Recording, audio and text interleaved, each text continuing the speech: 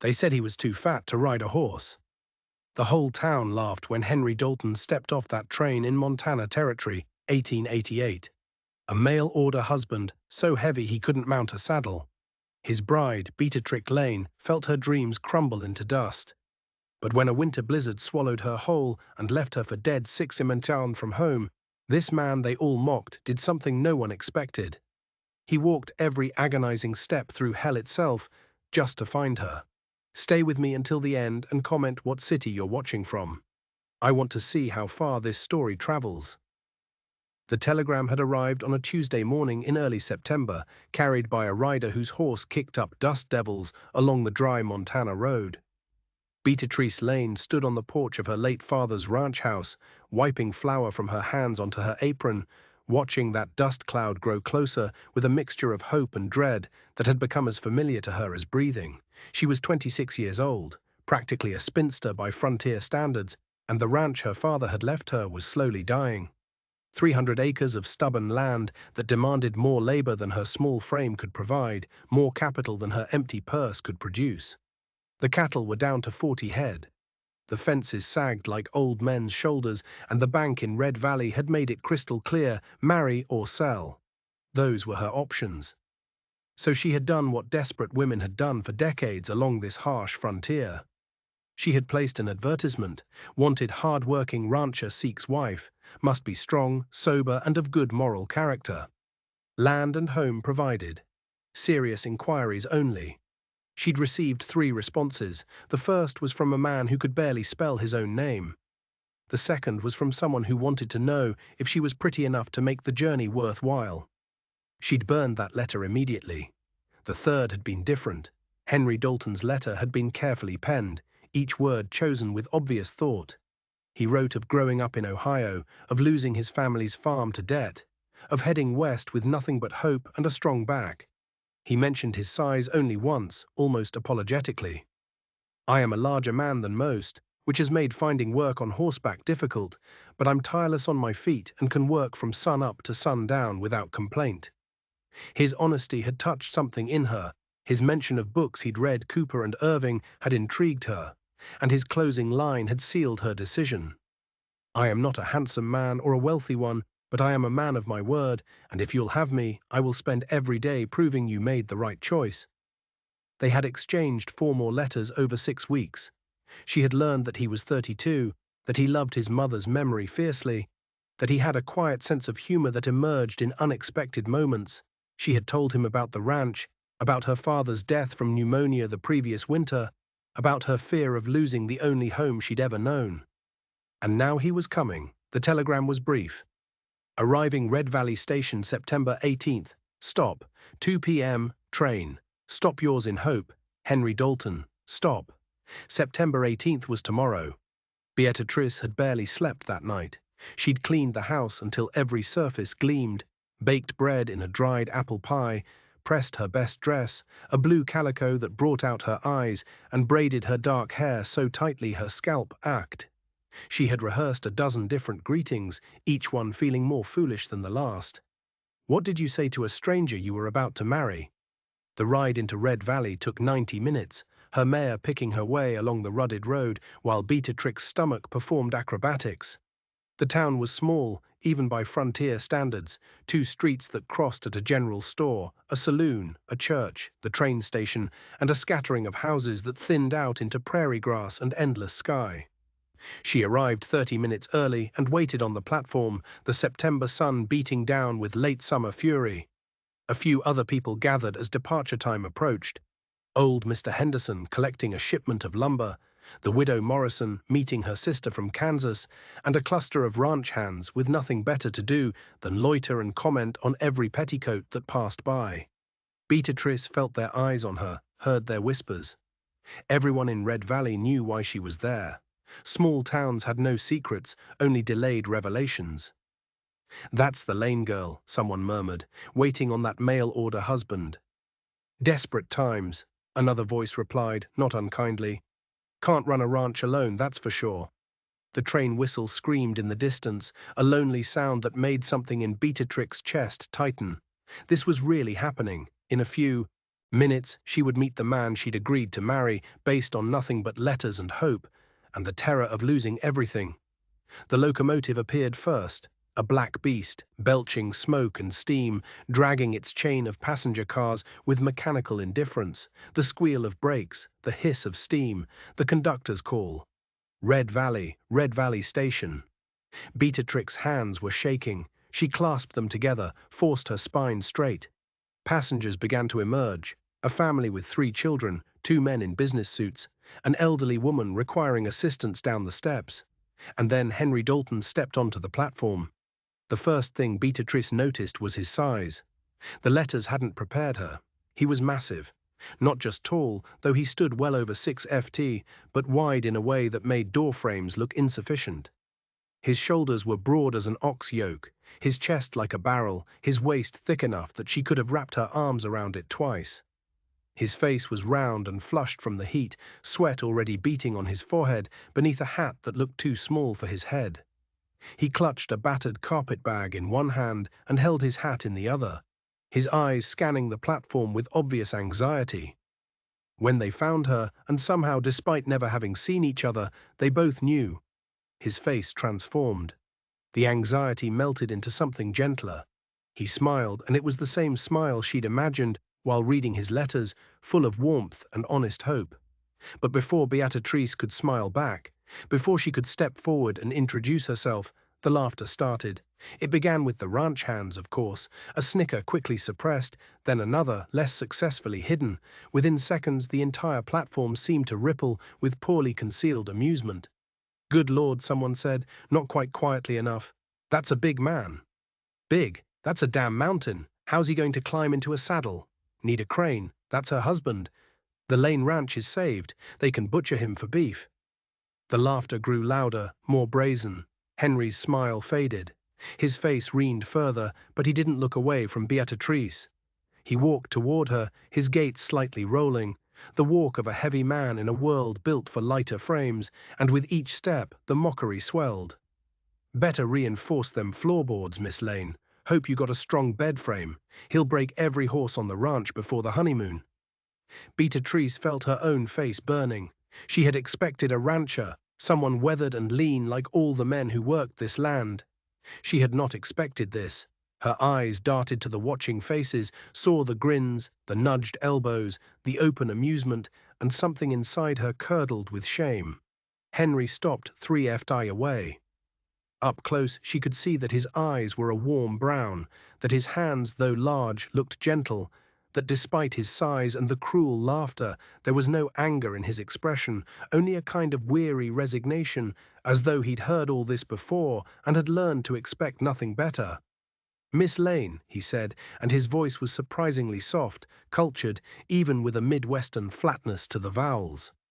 "I'm Henry Dalton. It's a genuine pleasure to finally meet you." He didn't offer his hand. Perhaps he feared she wouldn't take it, not with the whole town watching. The laughter had subsided to whispers now, but those were almost worse, the sibilant sound of mockery trying to disguise itself as conversation. Beatrice opened her mouth. She meant to say something welcoming, something warm that would acknowledge all those letters and the courage it must have taken for him to come here. But what came out was stilted, formal. "Mr. Dalton, welcome to Red Valley."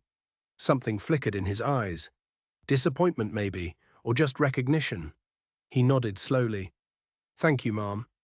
He paused, then added almost apologetically, "I may not be fast, but I'll always get there." It was such an odd thing to say that Beatrice didn't know how to respond. She simply nodded and gestured toward the general store where she'd tied her horse. "I have the wagon. You're your things. Just this." He lifted the carpet bag. Everything he owned in the world apparently fit in, clear as throat, one small bag. They walked through town together, the large man and the slender woman, and Beatrice felt the eyes following them every step of the way. She heard the whispers, the barely suppressed laughter, and with each sound, her shame grew deeper, more toxic. What had she done? The wagon waited behind Henderson's store. It was a simple farm wagon, the bed empty except for a few sacks of flowers she'd purchased that morning. Henry looked at it for a long moment, then at the horse in the traces. Beatrix Bay, Sally, who was already rolling her eyes nervously at his approach. "I can drive," Beatrix said quickly. "If you'd like to ride in the back." Henry shook his head. "No need.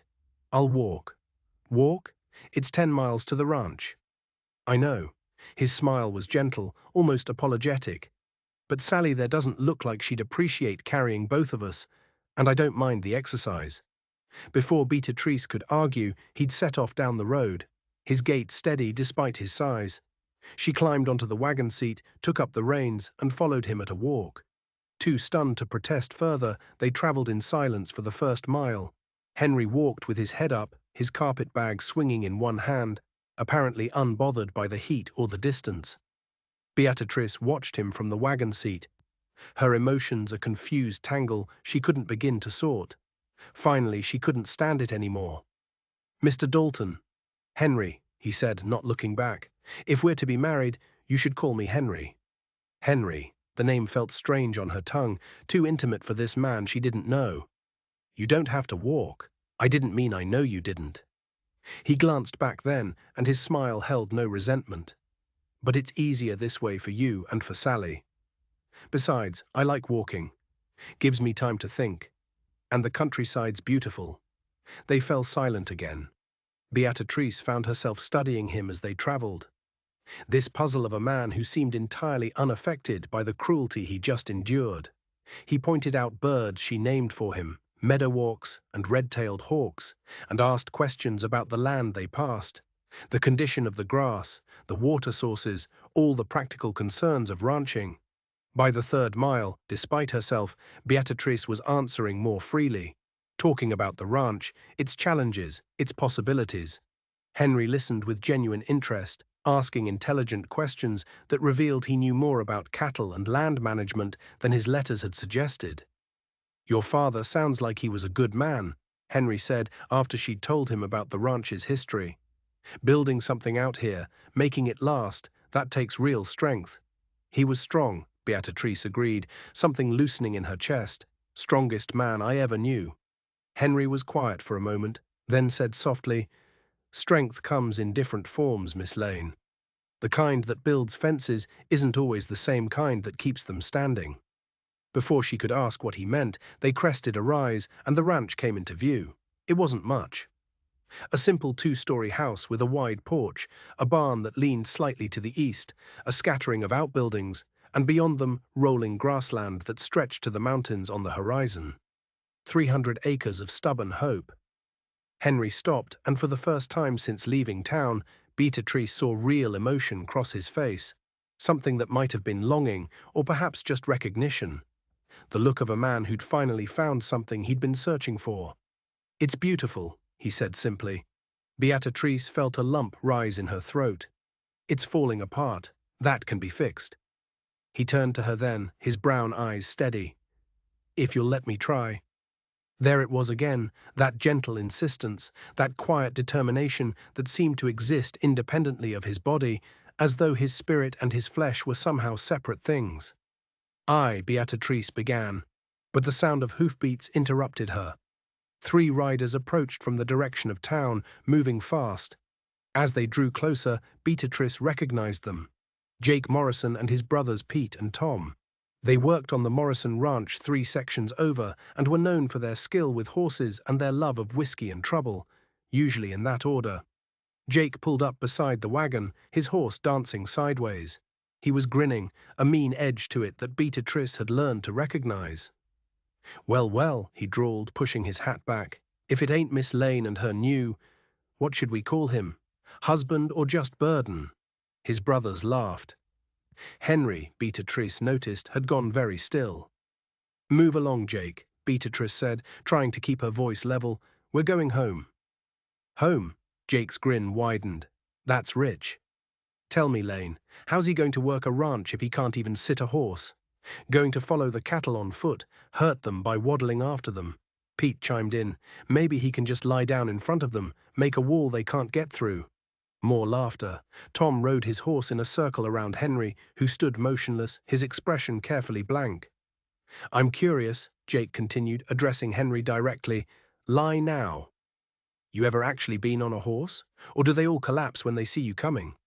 Henry's voice, when he finally spoke, was quiet but clear. I'm not much of a rider. That's true, but I get where I'm going. Yeah. And where's that? The dinner table? Jake slapped his thigh, delighted with his own wit. Lord Lane, I can't believe you ordered this one. What did you use? A catalogue for circus attractions. Something in Beatrice snapped. That's enough. But Jake was on a roll now, encouraged by his brother's laughter. By the way, Henry just stood there taking it. I'm doing you a favor, Miss Lane. See, I could have courted you myself, saved you from this. He gestured at Henry, struggling for words. What even are you, Dalton? You sure ain't a man, not a real one. The silence that followed was sharp as broken glass. Henry's face didn't change. He simply looked at Jake with those steady brown eyes and said, You finished?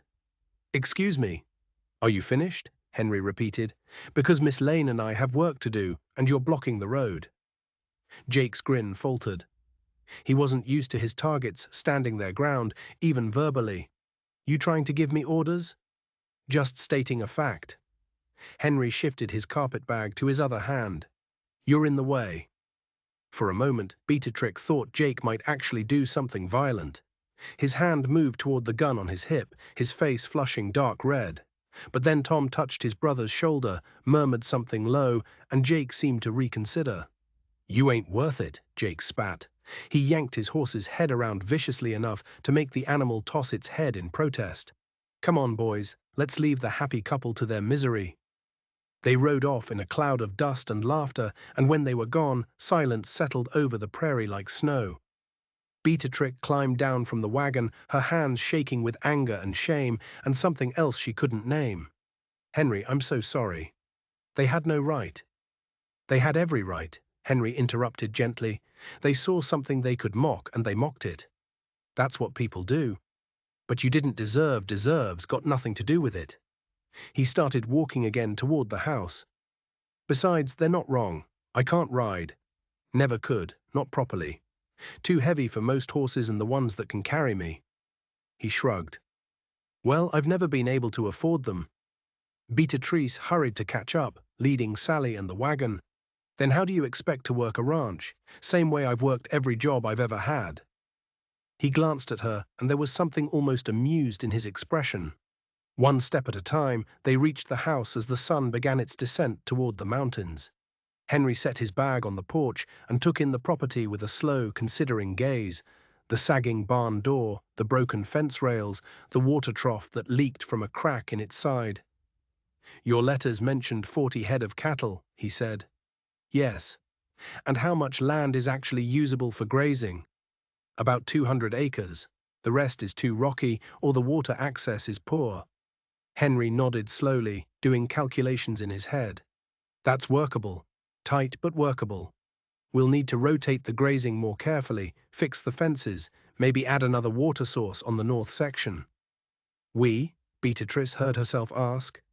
He looked at her then, really looked at her, and something in his expression made her throat tight. I came here to marry you, Miss Lane, to help you save this ranch. That hasn't changed just because some cowboys had a laugh at my expense. But they'll never stop. You saw Jake Morrison. That's how it'll be. Every time we go to town, every time someone sees you, they'll let them, Henry said simply. I didn't come here for their approval. I came here for you. The words hung in the air between them, weighted with a sincerity that made Beatrice want to cry. She had spent so long being practical, being tough, being the woman who could handle anything because she had no choice.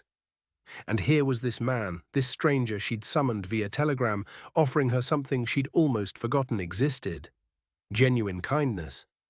I don't know what to say, she admitted. You don't have to say anything. Henry picked up his bag again. Just show me where I'm sleeping and tomorrow we'll get to work. She showed him to the small room on the first floor that had been her father's study. It held a narrow bed, a desk, a chair, and not much else. Henry set his bag down and tested the bed with one hand. It groaned ominously. I'll sleep on the floor, he said immediately. Got blankets in my bag. I'm used to it. Henry, it's fine, Miss Lane, really. He smiled at her, that gentle smile that seemed impossible, given everything that had happened. I've slept in worse places, and please get some rest. Tomorrow's a new day, and I promise you I'm going to earn my keep. Beatrice retreated upstairs to her own room, exhausted beyond measure. She should have been planning the wedding, thinking about the ceremony at the church, the paperwork that would need filing. Instead, she lay in her bed and listened to the old house settle around her and wondered what she had brought into her life. Below, she could hear Henry moving around, the gentle thump of him preparing his floor bed, and then, unexpectedly, the sound of humming, low and tuneless, but somehow comforting, like a lullaby someone had forgotten the words to. She fell asleep to that sound and dreamed of letters written in careful script, of promises made on paper, of bridges that might hold or might collapse under the weight of what they carried. When she woke the next morning, dawn was just breaking, and from outside came the rhythmic sound of hammering. She dressed quickly and went to the window. Henry was in the yard already working on the fence. He'd stripped to his shirt sleeves despite the morning chill. And as she watched, he lifted a post that should have required two men to move, positioned it in its hole, and began packing earth around it with methodical precision. His movements were slow but steady, and there was something almost meditative about the way he worked. No wasted motion, no hurry, just consistent, persistent effort. By the time Beatrice had made coffee and breakfast, Henry had repaired 15 ft of fence line. She brought him coffee and biscuits, and he accepted them with genuine gratitude, sitting on a stump to eat while she stood awkwardly nearby. "You didn't have to start so early," she said. "Didn't want to waste the day." He bit into a biscuit, closed his eyes in appreciation. "These are excellent. They're just biscuits. They're better than anything I've made for myself in years." He opened his eyes, looked at her directly. "Miss Lane, Beatrice, I know. Yesterday was hard. I know this isn't what you expected when you sent those letters, but I meant what I said in my writing. I'm a man of my word. You give me a chance. Let me prove myself, and I swear I'll make this work." Beatrice found herself nodding, though she wasn't sure she believed him. Or rather, she wasn't sure she believed it was possible. The ranch needed so much work, and how could one man, even one as large as Henry, manage it all without being able to ride? But as the days passed, she began to see what he meant. Henry worked like a force of nature that refused to acknowledge its own limitations. By the end of the first week, he had repaired 30 yards of fence, rehung the barn door, patched the roof on the chicken coop, and constructed a new feed trough that sat level for the first time in 3 years. He did it all on foot, walking the property with a surveyor's eye, carrying tools and lumber that would have strained two normal men. Beatrice watched him from the kitchen window as she kneaded bread, trying to reconcile what she saw with what she'd expected. He moved slowly, yes, but he never stopped. From dawn until dusk, he was in motion, measuring, building, fixing, and always, he was humming that tuneless melody that seemed to be his constant companion. On the 8th day, they went to town together for supplies. Beatrice had dreaded this trip since Henry's arrival, knowing what awaited them. She'd spent the morning choosing her words carefully, trying to find a way to suggest he stay at the ranch. But every phrasing sounded like what it was: shame dressed up as practicality. In the end, Henry made the decision for her. "I'll need to see what Henderson's got in stock," he said over breakfast. "And we should probably talk to Reverend Walsh about the wedding ceremony, unless you'd rather wait." The wedding? They'd been so busy with ranch work that Beatrice had almost forgotten they weren't actually married yet. Henry had never pushed, never mentioned it, simply worked and slept in his study and treated her with unfailing courtesy. But the bank wouldn't extend her credit much longer, not without a husband's name on the deed. "No," she said quietly. "We shouldn't wait." They took the wagon into Red Valley, Sally pulling while Henry walked alongside. He'd insisted, as always, claiming the wagon seat was more comfortable for her. Beatrice suspected he was just avoiding the inevitable complaints the wagon would make under his weight, but she didn't argue. The road was dry and dusty, the September heat still fierce despite the calendar creeping toward October. They passed the Morrison Ranch, and Beatrice tensed, but the brothers were nowhere to be seen. Henry noticed her reaction and smiled. "You're worried about them?" he said. It wasn't a question. They're mean drunks and bored besides. That's a dangerous combination. I've met worse. Henry picked up a stone from the road, examined it, tossed it aside. Had a foreman once back in Ohio who used to whip the stable boys for sport. Said it kept them sharp. Jake Morrison's just a boy playing at being hard. A boy with a gun and brothers to back him up. Still just a boy. Henry glanced up at her, and there was something in his eyes that made her think he'd seen things she couldn't imagine. Real hard men don't need to prove it. They just are. They reached Red Valley just before noon, when the sun was at its peak and the street was full of people. Beatrice felt their eyes immediately, the pause in conversation, the turned heads, the whispers that followed them like flies. Henry seemed oblivious, or perhaps just practiced at pretending to be. Henderson's general store was busy. Martha Henderson stood behind the counter, her daughter Emma restocking shelves. Both women's eyes went wide when Henry ducked through the doorway, his shoulders nearly brushing both sides of the frame. "Miss Lane," Martha Clear's throat said, her voice carefully neutral. "And this must be Mr. Dalton." "Ma'am?" Henry removed his hat, held it against his chest. "Pleasure to meet you. Your husband wrote me about some fence posts he's got available." "Oh, yes." Martha seemed flustered by his politeness. "They're out back. Good cedar just came in last week." "Tom," she called toward the back room. "Tom, come help Mr. Dalton with those posts." Old Tom Henderson emerged, took one look at Henry, and his weathered face split into an expression of poorly concealed amazement. But he was from a generation that valued manners over entertainment. So he simply nodded and said, "Follow me, son." While Henry went to examine the posts, Beatrice gathered the other supplies they needed. Flour, salt, coffee, a bolt of fabric for new curtains. Emma Henderson followed her around the store, clearly bursting with questions, but too well bred to ask them directly. "Your husband seems very," Emma began, then faltered, "very polite." "He is," Beatrix said shortly, measuring out flour. "And he's really going to work the ranch. Father says it's nearly impossible for one man, especially without Emma's cheeks colored." "Well, Father says it's a lot of work. Henry's a hard worker." "I'm sure he is." "I didn't mean," Emma bit her lip. "It's just people are talking, and I wanted you to know that not everyone thinks.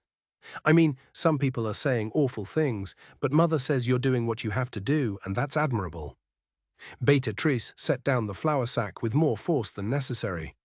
"Tell your mother I appreciate her understanding." Emma retreated, and Beatrice finished her shopping in silence, trying to ignore the way conversation died whenever she approached, the way it resumed in urgent whispers as soon as she passed. Henry returned with Tom Henderson, the old man shaking his head in amazement. "Never seen anyone carry 4 cedar posts at once," Tom said to his wife. "Just picked them up like they was kindling." "They're good posts," Henry said, apparently missing Tom's astonishment. "Fair price, too. We'll take a dozen if you've got them." "I've got 20 if you need them," Tom said. "Tell you what, I'll throw in an extra 2 for free. Any man who can carry 4 at once deserves a deal." It was kindly meant, but Beatrice saw how it landed. Henry's smile tightening just slightly, the way his shoulders tensed. He was being reduced to his size again, made into a curiosity, even if this time the attention was positive. "That's generous," Henry said quietly, "but we'll pay fair price for fair goods. That's how business should work." Tom blinked, nodded slowly. "As you like. I'll have my boy load them in your wagon." They left Henderson's and headed toward the church where Reverend Walsh kept his office. The streets were fuller now, people emerging for lunch, and everywhere they went, the reaction was the same. Stares, whispers, a few brave souls offering nods of greeting to Beatrice while their eyes slid away from Henry like oil on water. And then they passed the saloon. Jake Morrison was there, of course, along with his brothers and half a dozen other ranch hands, drinking away their afternoon. Someone must have alerted them because they came spilling out onto the boardwalk just as Beatrice and Henry approached. "Well, well," Jake's voice was already slurred. "If it ain't the happy couple, I'm come to make it legal. Dalton going to stand up in front of God and everybody and promise to love, honor, and not crush your bride to death." His audience roared with laughter. Henry's hand found Beatrix's elbow, gently steering her to the far side of the street. "That's right. Waddle on by," Pete Morrison called out. "Ain't got time for real men, do you?" Henry kept walking, his face impassive, but Beatrice could feel the tension in his hand, the careful control it took to keep moving forward. "I'm talking to you, fat man." Jake stepped off the boardwalk now, following them into the street. His brothers flanked him, emboldened by whiskey and an audience. The crowd that had been going about their business now stopped to watch, sensing entertainment. Henry stopped walking. He released Beatrix's elbow and turned slowly to face Jake Morrison. "I heard you," Henry said, his voice level, "but we have business with the Reverend and you're drunk, so I'm going to ask you politely to let us pass." "You're going to ask?" Jake's eyebrows shot up in mock surprise. "You hear that, boys? He's going to ask?" He stepped closer, and Beatrice could smell the whiskey on him from 5 feet away. "Here's the thing, Dalton. I don't much like being asked, especially not by a man who ain't really a man at all." "Jake, leave it alone," someone called from the saloon. One of the older hands, a man with some sense. "Reverend's watching from his window. Let him watch." Jake turned back to Henry, his face flushed and mean. "Maybe the good Reverend needs to see what kind of freak laying here is marrying. Maybe we all need to see if you can even fit through the church door." The crowd's laughter was nervous now, uncertain. This had gone past entertainment into something uglier. Beatrice stepped forward, but Henry's hand shot out gently but firmly, holding her back. "Mr. Morrison," Henry said, and his voice was so quiet it cut through the noise like a knife. "You're drunk and you're scared, and you're trying to make yourself feel bigger by making me feel small. I understand that, but it's not going to work." Jake's face went dark red. "I ain't scared of nothing, especially not you." "You're scared you don't matter," Henry continued in that same quiet voice. "Scared that at the end of your life, all you'll have to show for it is a talent for cruelty and a liver pickled in cheap whiskey.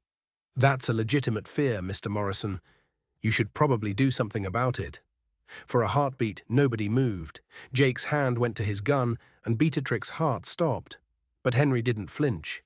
He just stood there, solid as a mountain, looking at Jake with something that might have been pity. "You going to draw on an unarmed man?" Henry asked. "In front of the whole town, in front of the Reverend? Because that's the only way this ends, with you feeling like a man, and I don't think you want to carry that weight." Jake's hand trembled on his gun.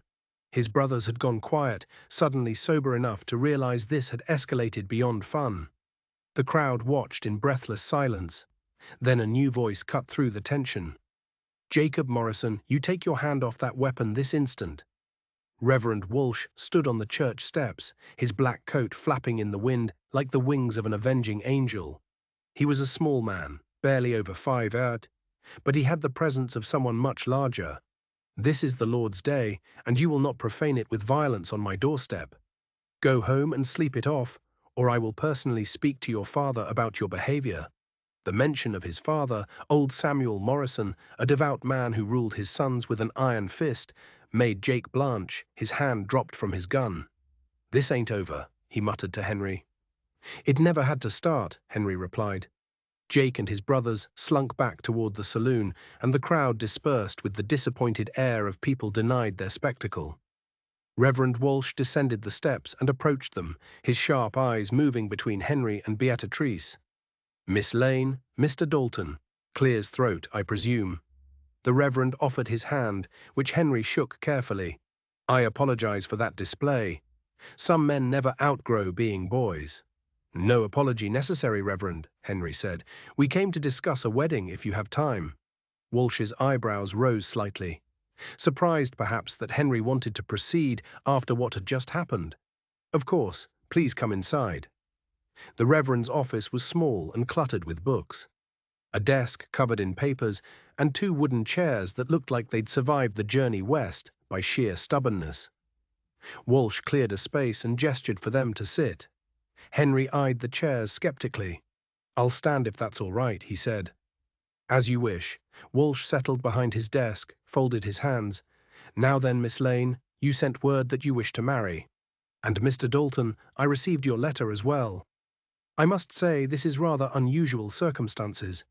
I need a husband to keep the ranch," Beatrice said bluntly. "The bank won't extend credit to an unmarried woman. Henry needs a home and work. It's practical." "Practical?" Walsh repeated, tasting the word. "Marriage should be more than practical, Miss Lane. It's a sacred covenant before God." "I understand that, Reverend." "Do you?" Walsh's gaze was piercing. "Because what I just witnessed outside suggests your community doesn't understand." They see spectacle, mockery. A woman so desperate she'll marry anyone, and a man so. He paused, choosing his words carefully.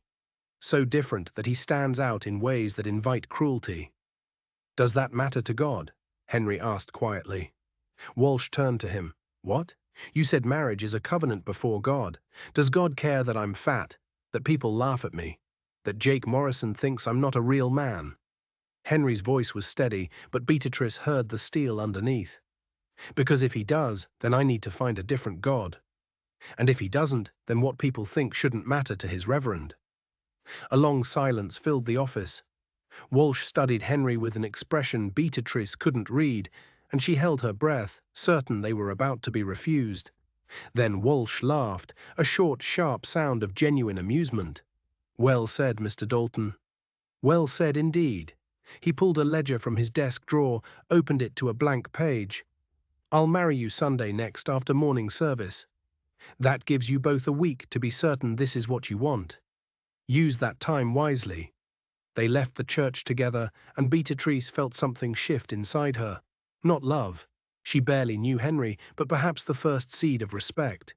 He had stood up to Jake Morrison without violence, answered the Reverend without apology, and done it all with a dignity that belied his size. Thank you, she said as they climbed into the wagon, for what you said back there to Jake and to Reverend Walsh. Henry settled into his walking pace beside the wagon. I just told the truth. People either accept it or they don't. But at least I can sleep at night, knowing I didn't lie about who I am. And who are you? He glanced up at her, and in the afternoon sunlight his eyes were warm. Still figuring that out, to be honest. But I know I'm not what Jake Morrison says I am, and I know I meant every word in those letters I sent you. They rode in comfortable silence for a while, the town falling away behind them. As they passed the Morrison ranch, Beatrice tensed again, but the place looked quiet. Can I ask you something? Henry said. Of course. Why'd you really answer my letter? I mean, you had other responses. Why choose me? Beatrice considered lying or deflecting, but something about Henry's honesty demanded the same in return. You were the only one who seemed to want more than just a ranch or a warm bed.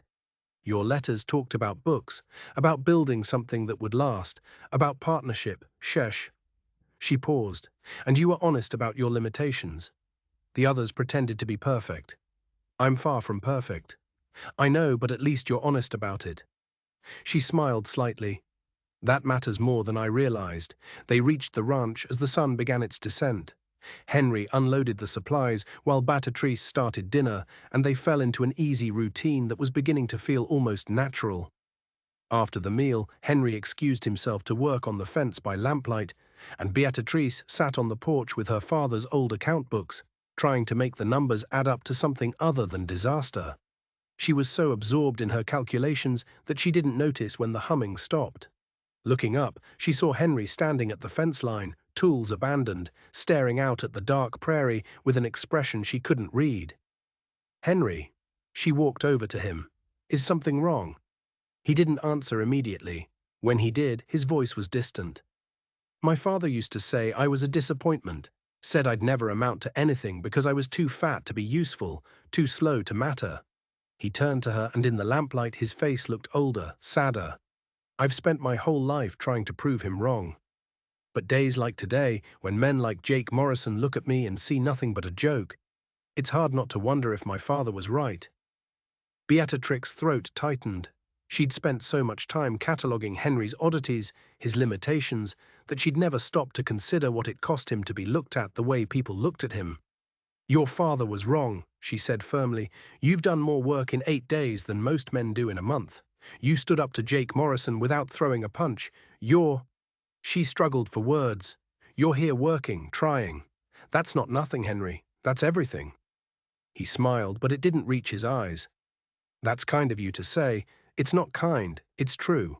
She hesitated, then added, I was ashamed when you got off that train. I saw you, and I felt embarrassed, and I'm sorry for that. I let other people's cruelty become my own, but you've never given me reason to be ashamed. You've only given me reasons to be grateful. Henry looked at her for a long moment, and something in his expression shifted, the sadness lifting, replaced by something softer, more hopeful. Miss Lane. Beatrice, I know this isn't the marriage either of us dreamed of, but I promise you, I'm going to do everything I can to make it a good one. Not perfect, maybe, but good, honest, built on something real. I believe you, Beatrice said, and realized she meant it. The week passed in a blur of preparation. The house was cleaned until every surface gleamed. Beatrice sewed herself a new dress, nothing fancy, just clean calico in a soft green that made her dark hair look richer.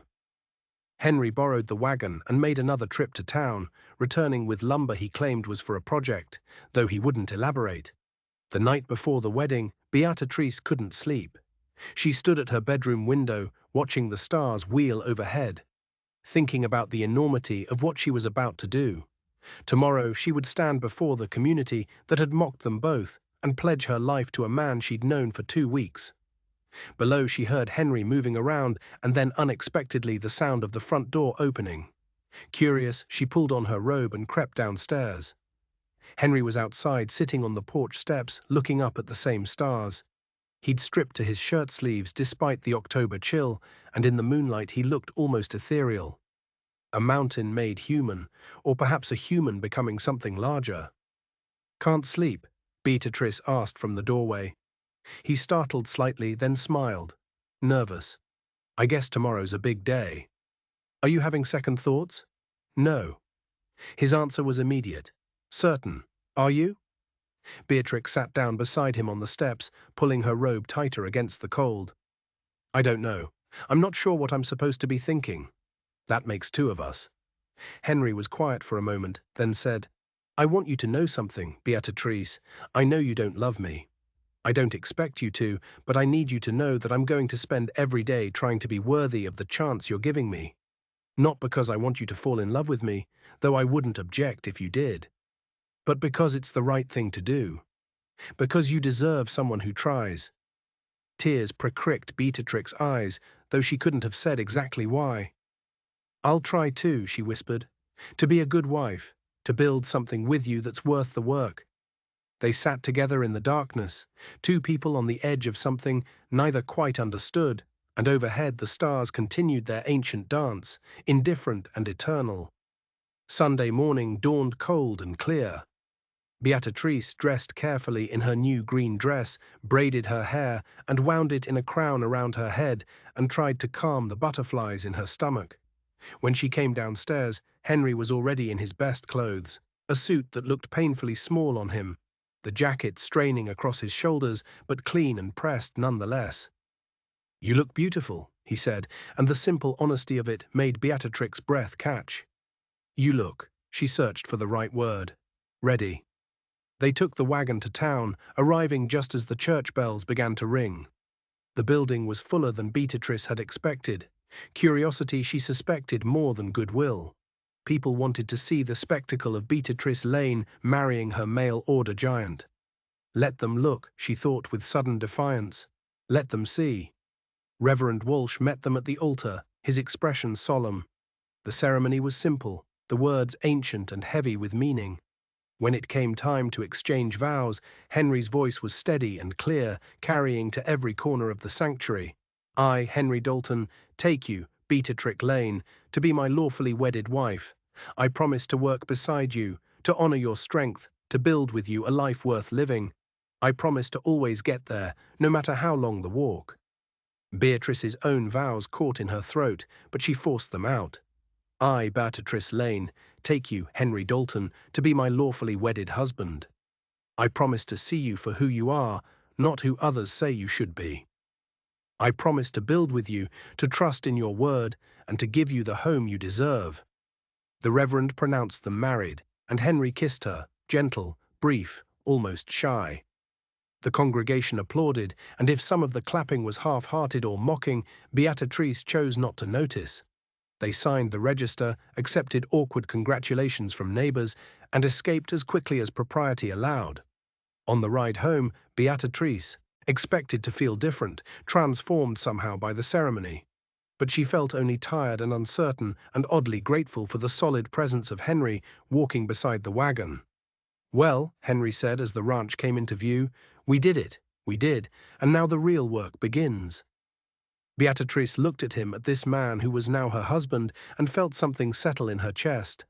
Not love, not yet, but perhaps the foundation on which love could be built. Respect, honesty, and the shared determination to make something good from the materials they'd been given. "Then we'd better get started," she said. Henry smiled, that gentle smile that seemed to be his natural state, and together they came home to begin building their life, one careful step at a time, while the autumn wind whispered promises neither quite believed, but both desperately wanted to be true. The first month of marriage passed in a rhythm of work that left little time for the awkwardness of intimacy. Henry slept in his study, Beatrix in her room upstairs, and between them stretched a distance that was both comfortable and strange. They were partners in survival, bound by legal contract and shared necessity, learning each other's habits the way one learns the quirks of a new tool. Henry rose before dawn each morning, and Beatrice would wake to the sound of him moving through the house, careful to be quiet, but unable to disguise his size. The floorboards creaked under his weight like the deck of a ship in heavy seas. By the time she came downstairs, he'd already have the fire going, coffee brewing, and would be halfway through whatever project he'd assigned himself for the day. He was building something behind the barn, working on it in spare moments when the light was good. Beatrice had asked about it once, and he'd smiled that mysterious smile and said, "You'll see when it's done." She'd learned not to push. Henry revealed himself slowly, like a book written in a language she was still learning to read. October deepened into November, and the work intensified. The cattle needed to be moved to winter pasture. The barn needed weatherproofing before the snows came, and a dozen other tasks demanded attention. Henry approached each one with the same methodical determination, breaking large problems into small steps, accomplishing through persistence what he couldn't achieve through speed. The ranch hands from neighboring properties would sometimes ride past and watch him work, their expressions ranging from amazement to contempt. Henry ignored them all equally. Beatrice found herself defending him in town when she went for supplies, her initial shame transforming into something fiercer. "I don't care what he looks like," she'd snapped at Martha Henderson when the woman had made a pitying comment. "He works harder than any 3 men I've known, and he's twice as honest. That's what matters on a ranch." Martha had raised her eyebrows but said nothing more, and word must have spread because the comments became less frequent, though the stares never stopped. It was mid-November when the trouble started in earnest. Beatrice was in the kitchen, preserving the last of the garden vegetables, when Henry came in from the north pasture, his face grim.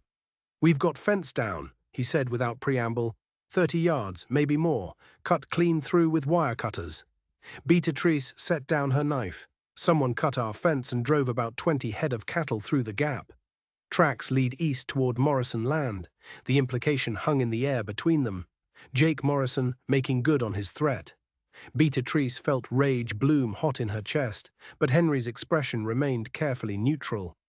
"We should report it to the sheriff," Beatrix said. "Sheriff's brother-in-law to Samuel Morrison." "You think he'll take our word over Jake?" Henry pulled off his hat, ran a hand through his hair. "No, we fix the fence, count our losses, and keep our eyes open. That's not justice." "No," Henry agreed quietly, "but it's practical. We can't afford to make enemies of the Morrisons. Not when we're barely holding on as it is. We fix what's broken and we move forward." Beatrice wanted to argue, but she knew he was right. The balance of power in Red Valley had nothing to do with justice and everything to do with who had the most land, the most men, the most guns. The Lane Ranch had none of those things. They spent the next 2 days repairing the fence, Henry digging post holes while Beatrice stretched wire. It was brutal work, made worse by the November cold that had settled over the territory like a punishment. Beatrix's hands blistered and bled, but she refused to stop. This was her land, her ranch, and she'd be damned if Jake Morrison would take it from her through casual cruelty. On the third day, as they were finishing the repairs, righters appeared on the horizon.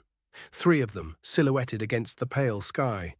Beatrice felt her stomach clench, but Henry simply set down his tools and stood waiting, solid as the fence post he'd been planting. The Morrison brothers rode up slowly, taking their time, making a show of their presence. Jake sat in the middle, his face split by that mean grin Beatrice had come to hate. "Heard you had some fence trouble," Jake called out, not bothering to dismount. "Shame about that. And losing cattle too. Bad luck seems to follow you two around." "Luck's got nothing to do with it," Beatrix said coldly. "Someone cut that fence deliberately." "You making an accusation, Mrs. Dalton?" Jake's grin widened. "Because that's a serious thing, accusing a neighbor of theft. Might want to be careful unless you got proof. We've got tracks leading straight to your property. Montana's open range, darling. Cattle wander. Tracks don't mean nothing." He shifted in his saddle, his attention moving to Henry. "How about you, fat man? You got something to say?" Henry's expression didn't change. "I've got plenty to say. Question is whether you're sober enough to understand it." Jake's grin faltered. "You calling me a drunk? I'm saying you rode onto my property to gloat about damage you most likely caused. That suggests either drunkenness or stupidity, and I'm trying to be charitable." Pete Morrison laughed. A short, surprised bark. "He's got you there, Jake." Jake's face flushed dark red. "You got a smart mouth for a man who can't even climb on a horse. Maybe someone should teach you some manners." "Maybe someone should try," Henry said quietly, "but you'd have to get off that horse first, and we both know you won't." The tension ratcheted up like a tightening wire. Tom Morrison's hand drifted toward his gun, and Beatrice felt fear spike through her anger, but Henry didn't move, didn't flinch, just stood there watching Jake with those steady brown eyes. "You ain't worth my time," Jake finally spat. He yanked his horse's head around viciously. "But your fence is going to keep having problems, Dalton. Funny thing about fences, they break. Regular like. Maybe you should consider selling out before something worse than fence post gets broken." They rode off, leaving nothing but dust and the echo of threat hanging in the cold air. Beatrice found her hands were shaking. "He's going to keep doing this," she said, "cutting fences, stealing cattle, making our lives hell until we give up and sell." "Probably." Henry picked up his tools, went back to work. "So we don't give up, Henry. I know it's hard, Beatrice. Believe me, I know. But men like Jake Morrison want you to fight back because that gives them an excuse to escalate. They want you angry and reckless so they can claim self-defense when they hurt you." He tamped dirt around a post with methodical precision. "We're not going to give them that. We're going to fix what they break, protect what we can, and outlast them. And if they escalate anyway," Henry was quiet for a long moment, "then we deal with that when it comes, but we don't start that fight. We end it." There was something in his voice that made Beatrice look at him more closely. Beneath the gentle exterior, beneath the patience and the humming and the slow, careful movements, there was something harder, something that had been forged in circumstances she didn't know and couldn't imagine. "Who were you before you came here?" she asked suddenly. "I mean, really, you told me about your family's farm, about heading west. But there's something you're not saying. I can feel it." Henry's hand stilled on the post. For a moment, Beatrix thought he wouldn't answer. Then he sighed, a sound that seemed to come from deep in his chest. "I was a soldier," he said quietly. "Briefly when I was 19, got conscripted for a skirmish with native tribes up in Minnesota.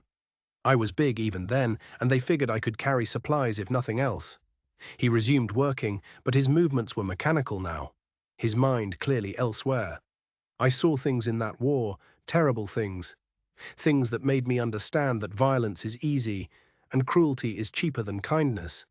And I decided I never wanted to be the kind of man who chose the easy path. Jake Morrison is choosing the easy path. He is, and eventually that path leads somewhere dark. Might take him years to get there, but he will." Henry straightened, looked at her directly. "I'm not afraid of Jake Morrison, Beatrice. I'm afraid of what I might become if I let his cruelty make me cruel. So I choose patience. I choose the long road. And I choose to believe that eventually doing the right thing matters." Beatrice felt something shift in her understanding of this man she'd married. He wasn't passive. He wasn't weak. He was perhaps the strongest person she'd ever met. But his strength was the kind that bent rather than broke, that absorbed rather than reflected. "I think," she said slowly, "that you might be the best man I've ever known." Henry's smile was sad and sweet. "That's kind of you, but we both know I'm just stubborn." The harassment continued. Twice more, they found fences cut, though never when they could prove who'd done it. Once they discovered their water trough had been poisoned, Henry had to spend 2 days digging a new well. The general store's prices seemed to rise whenever Beatrice came to shop. And at church, families who'd been friendly began finding excuses to avoid conversation. The Morrisons had power in Red Valley, and they were using it to isolate the Daltons. To make clear that there was a price for refusing to be intimidated, Beatrice felt it like a noose tightening around them, cutting off air and options equally. But Henry kept working. He finished his mysterious project behind the barn, and when he showed it to Beatrice, she found herself speechless. He'd built a cart, not a wagon, but something more elegant. It was designed to be pulled by a single horse with a seat wide enough for his frame and sturdy wheels that could handle rough terrain. Most ingeniously, it had a series of racks and holders built into the sides for tools, rope, supplies. "This way I can cover the property without riding," Henry explained, running his hand along the cart's smooth wood with obvious pride. "Won't be fast, but it'll let me do what needs doing." "Henry, this is—" Beatrice struggled for words. "This is brilliant. It's practical," he corrected. But she could see the pleasure in his eyes. Just like everything else, if you can't do something one way, you find another. He began using the cart the next day, and it transformed his efficiency. He could haul tools and materials, check fence lines, even transport hay to the winter pasture. Cowboys from neighboring ranches would stop and stare at the strange sight. This massive man in his ingenious cart, moving slowly but steadily across the landscape. But Henry ignored them all. December came in with bitter cold and the promise of snow. Beatrix woke one morning to find the world transformed, white and silent under the season's first real storm. She came downstairs to find Henry already dressed for the weather. Layers of wool and canvas that made him look even larger. "Cattle need checking," he said, downing the coffee she'd poured for him. "Weather like this, they might have drifted. I'll come with you. No need. You stay warm. I'll be back by dark." But Beatrice was already reaching for her coat. "We're partners, remember? You don't get to protect me from the hard work." Something in Henry's expression softened. "Fair enough, but wear extra socks. Your feet are going to freeze in this." They took the cart out together, Sally pulling gamely through snow that was already ankle-deep and still falling. The world had contracted to a sphere of white, visibility limited to a few dozen yards. Beatrice could feel the cold seeping through her layers, her breath frosting in the air. But Henry seemed unbothered, humming that tuneless melody as he guided Sally along fence lines. They found the first group of cattle huddled on the north section, the animals pressed together for warmth. Henry counted them methodically, compared the number to his mental inventory, and nodded. "All here. They've got sense enough to find shelter." He urged Sally onward. "Let's check the west pasture." But as they crested a rise, the wind suddenly intensified, transforming from a steady cold to a howling fury. The snow, which had been falling straight down, now flew horizontal, stinging their faces like thrown sand. Sally whinnied nervously, tossing her head. "We should head back," Beatrice shouted over the wind. Henry nodded, turning the cart, but the world had become a whiteout, every direction looking identical, the landscape erased by wind and snow. Sally took a few steps, then stopped, confused about which way led home. "Henry." Beatrix's voice was tight with fear. She was trying to hide. "It's all right." Henry's calm seemed unshakable even now. "We just need to orient ourselves." He looked around, trying to find landmarks that had been obliterated by the storm. "The wind's coming from the north, so if we keep it on our left, we'll be heading roughly east back toward the ranch." They tried to move forward, but the snow was deepening rapidly. Sally struggling to pull the cart through drifts that were now knee-high on the horse. Progress slowed to a crawl, then stopped entirely when the cart's wheel caught on. Something hidden beneath the snow, a rock or a root, and stuck fast. Henry climbed down, sank into snow up to his waist. He tried to free the wheel, his breath coming in great clouds, but it wouldn't budge. The cold was becoming dangerous now, the kind of cold that killed quickly and without mercy. "We can't stay here," Beatrice said, her teeth starting to chatter. "I know." Henry's face was grim. He unhitched Sally from the cart, then turned to Beatrice. "Can you ride, bareback in this weather?" "I'll fall off." "Not if I'm holding you." Before Beatrice could protest, Henry had lifted her onto Sally's back, his strength making the maneuver look effortless despite the snow and wind. He climbed up behind her. Sally staggered under the combined weight, but held and wrapped his arms around Beatrice, holding the res on either side of her. "I'm too heavy for her," he said into Beatrix's ear, his breath warm against her frozen skin. "But Sally's strong and it's not far. She can make it if we trust her." He gave Sally her head, letting the horse choose the path, trusting her instincts to find home. The animal moved carefully, testing each step, her ears swiveling as she tried to navigate through the white out. Henry's bulk behind Beatrice blocked the worst of the wind, and despite the danger, despite the cold, she felt oddly safe wrapped in his arms. Time became meaningless. They might have been traveling for minutes or hours, Beatrice couldn't tell. Her feet had gone numb, her hands, useless claws clutching Sally's mane. She could feel Henry shivering behind her, great tremors that ran through his frame, but his arms never loosened their careful hold. "Stay awake," he murmured when her head started to droop. "Talk to me. Tell me about something. Anything." "Like what?" Her words were slurred with cold. "Tell me about your father. You've never really talked about him." So Beatrice talked, her voice barely audible over the wind, telling Henry about Daniel Lane, who'd carved a ranch from raw prairie through sheer stubbornness. How he'd taught her to ride before she could properly walk. How he'd treated her like a son because she was all he had. How he'd made her promise on his deathbed to keep the ranch alive no matter what. "He would have liked you," she said, surprised to realize it was true. "He respected hard work more than anything, and you're the hardest worker I've ever seen." Henry began, but Sally suddenly stopped, her head raised. Then she nickered, a sound of recognition, and started moving faster. They'd found the ranch. The buildings materialized out of the snow like miracles, solid and real. Sally carried them straight to the barn, and Henry slid down, then lifted Beatrice off the horse's back. Her legs wouldn't hold her. They'd been locked in position for too long, and she collapsed into his arms. "I've got you," Henry said, and carried her into the house. He set her by the fire he'd banked that morning, then went back for Sally, getting the horse settled and fed before seeing to his own needs. When he finally came back inside, his face was grey with cold, his hand shaking so badly he couldn't work the buttons on his coat. Beatrice forced her own frozen fingers to help him, peeling off layers of wet wool and canvas until Henry stood in his undershirt, his skin mottled with cold. She made hot coffee, added whiskey from the bottle her father had kept for medicinal purposes, and they sat by the fire drinking it while feelings slowly returned to their extremities in waves of painful pins and needles. "That was close," Beatrice finally said. "Too close." Henry stared into his coffee cup. "I should have checked the weather better. Should have known a storm was coming. I put you in danger because I was stubborn about checking those cattle.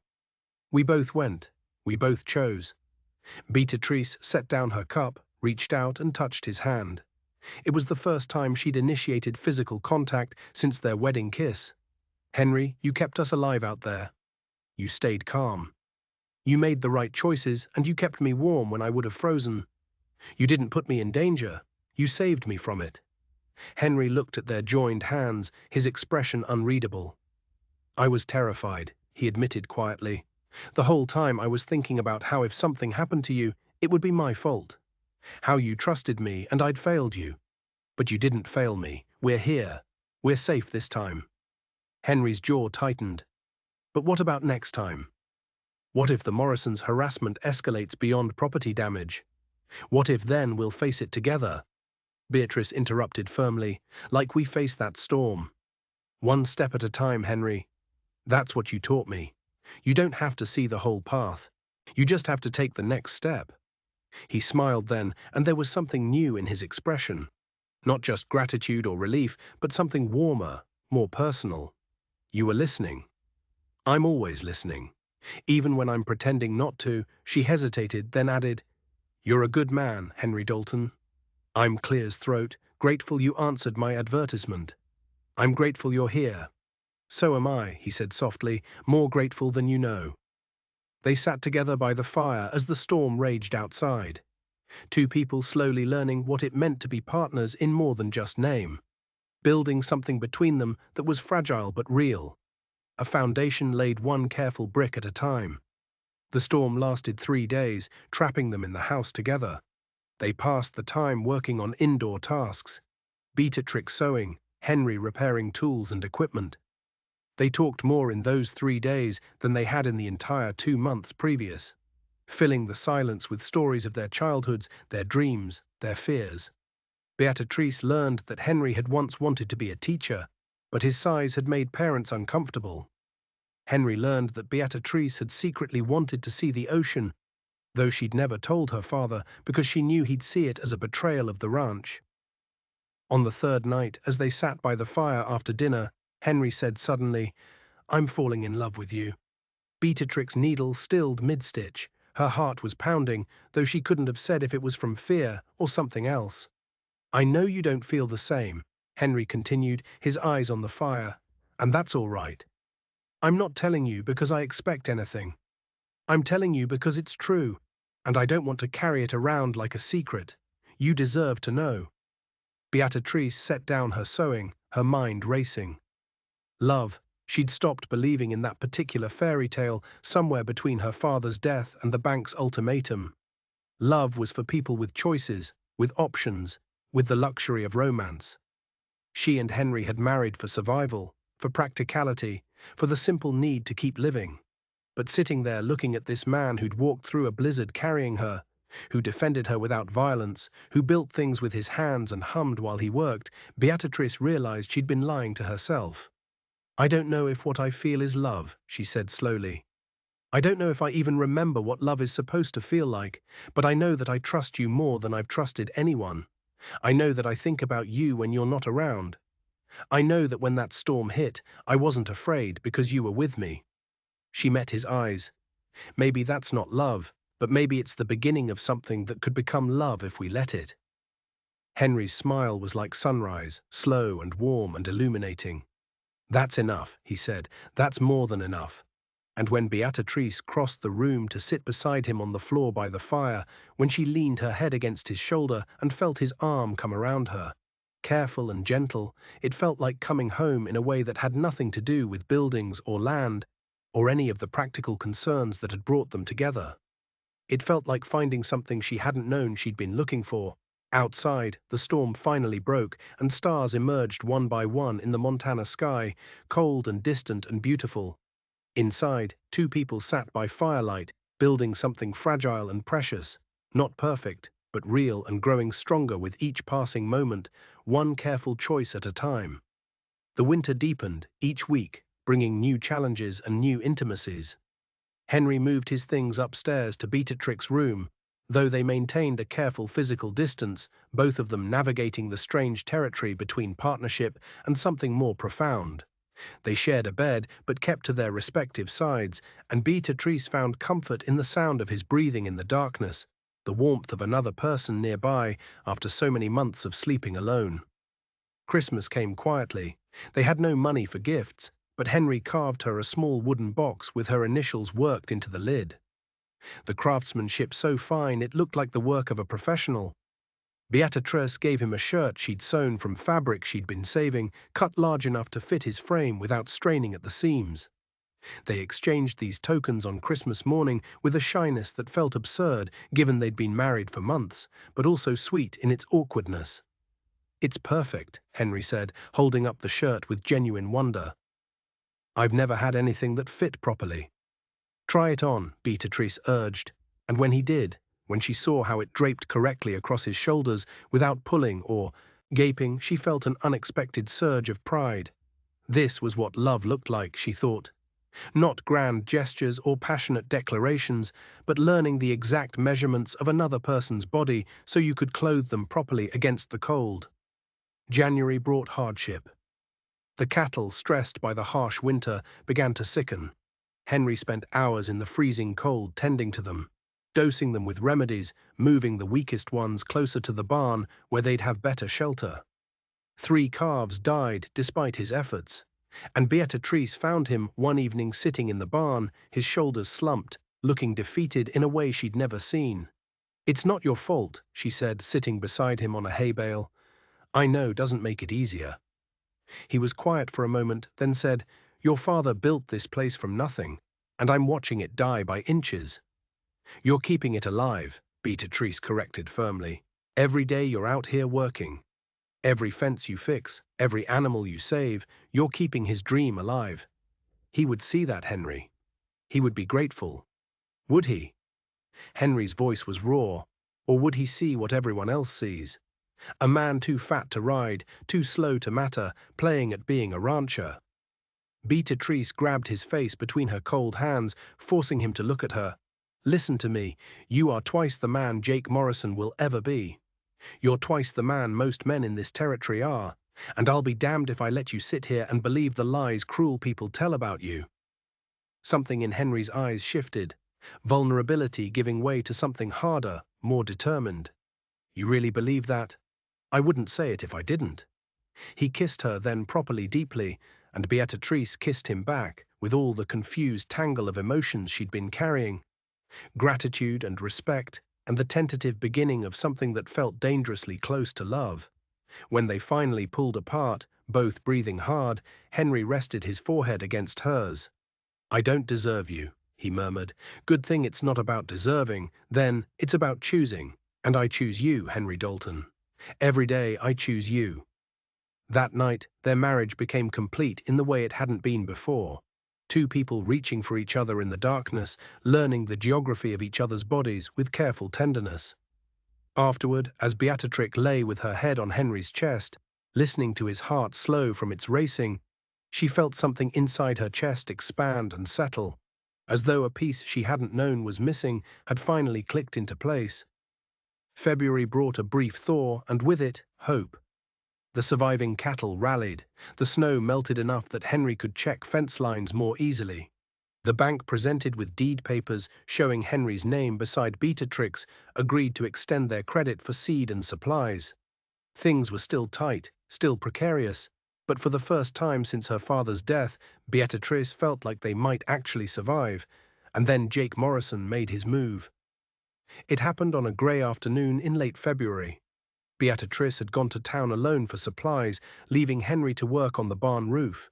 She was loading flour sacks into the wagon when Jake appeared, stepping out from the alley beside Henderson's store. He was alone this time, and there was something different about him, a focused intensity that was somehow more frightening than his usual drunken aggression. "Mrs. Dalton," he said, his voice carefully polite, "got a minute to talk?" "I don't think we have anything to discuss." "See, that's where you're wrong." Jake moved closer, not threatening, but deliberate, backing her against the wagon. "I think we got plenty to discuss, like how long you plan to keep pretending that joke of a marriage is real. My marriage is none of your business. It is when it's keeping you on land that should be mine." Jake's smile was cold. "See, my daddy's been wanting to expand east for years. Your little ranch sits right where he needs to build. We made your father a fair offer before he died, but stubborn bastard wouldn't sell. Thought maybe you'd be smarter." "I'm not selling, even if I make it worth your while." Jake pulled a folded paper from his pocket. "I got a bank draft here for twice what that property's worth. Enough money to set you and your fat husband up somewhere else. Somewhere people won't laugh at him every time he shows his face. Somewhere you won't have to be embarrassed to be seen with him." The words landed like physical blows. Beatrice felt her face heat shame and anger mixing toxic in her chest, but beneath it all was something colder, something calculating. "Let me see that draft," she said. Jake's eyes lit up with triumph. He handed over the paper, and Beatrice examined it carefully. It was real, made out for an amount that would indeed set them up comfortably elsewhere. For a moment, she let herself imagine it. Leaving Red Valley, leaving the harassment and the struggle, starting fresh somewhere Henry wouldn't be constantly mocked. Then she tore the draft in half. "Get away from me, Jake, and don't come near me or my husband again." Jake's expression went dark. "You're making a mistake. The only mistake I made was not telling you to go to hell months ago. Now move." But Jake didn't move. Instead, he leaned in close, his breath hot on her face. You think you're safe because you married that freak. You think he can protect you. He can't even protect himself. And one of these days, you're going to wake up and find him hurt real bad. And you're going to remember this conversation and wish you'd been smart. Is that a threat? It's a fact. Things happen to people who don't know when to quit. Fences get cut. Cattle go missing. Barns catch fire. Jake straightened, his smile returning. It'd be a shame if your barn burned down with all those animals inside. Be a real shame. Before Beatrice could respond, a shadow fell over them both. She looked up to see Tom Henderson standing in the doorway of his store, a rifle cradled casually in his arms. "Problem here, Mrs. Dalton?" the old man asked, his voice mild but his eyes hard. Jake took a step back. "No problem, just having a neighborly conversation. Looked like harassment to me, and I don't tolerate harassment outside my store." Tom's grip on the rifle tightened slightly. "I think you should move along now, Jake, and if I see you bothering Mrs. Dalton again, I'll be having a conversation with your daddy." We clear for a moment. Jake looked like he might argue, then he spat in the dust and stalked away, his shoulders tight with anger. Tom waited until he'd rounded the corner before lowering the rifle. "You all right, Mom?" Beatrice realized she was shaking. "Yes, thank you, Mr. Henderson. That boy is nothing but trouble." Tom's expression was troubled. His daddy can't control him anymore, and he's getting bolder. "You and your husband need to be careful. We will be." But as Beatrix drove home, Jake's words echoed in her mind. Barns catch fire. It wasn't subtle. It was a clear threat, a promise of violence to come. And she knew with sick certainty that Jake Morrison was done playing games. She found Henry exactly where she'd left him, working on the barn roof. He climbed down when he saw her face, immediately concerned. "What happened?" Beatrix told him everything, the confrontation, the draft, the threats. Henry's expression went carefully blank, that dangerous stillness settling over him that she'd only seen a handful of times. "He threatened to burn the barn," Henry said quietly. "With the animals inside." "Yes. Then we need to be ready." Henry looked at the barn, his mind clearly working through scenarios. "I'll sleep out here for a while. Keep watch. Henry, you can't stay awake every night. I'll do what I need to do to protect what's ours." His voice was firm. "Jake Morrison thinks I'm weak because I won't fight him on his terms. But protecting you, protecting this place, that's not weakness. That's the only thing that matters." That night, Henry made a bedroll in the barn loft where he could watch both doors. Beatrice brought him dinner and extra blankets, hating the necessity of it, but knowing he was right. Jake had escalated beyond harassment into outright threats, and they couldn't afford to be unprepared. "I wish you'd let me stay with you," she said. "I need you in the house, keeping watch there. If someone comes for the barn, they might try for the house too." Henry pulled her close, kissed her forehead. "This won't be forever, just until we figure out what to do." "What can we do?" "The sheriff won't help us. Nobody in town will stand against the Morrisons. Tom Henderson did today. One old man with a rifle. One old man is a start." Henry smiled, but it didn't reach his eyes. "And we're not helpless, Beatrice. We're just outnumbered.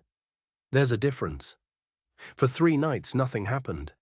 Henry kept his vigil in the barn while Beatrice lay awake in their bed, listening to every creak and groan of the house, jumping at shadows. During the day, they worked together, never letting the ranch out of their sight, taking turns on watch. The tension was exhausting, grinding them down by degrees.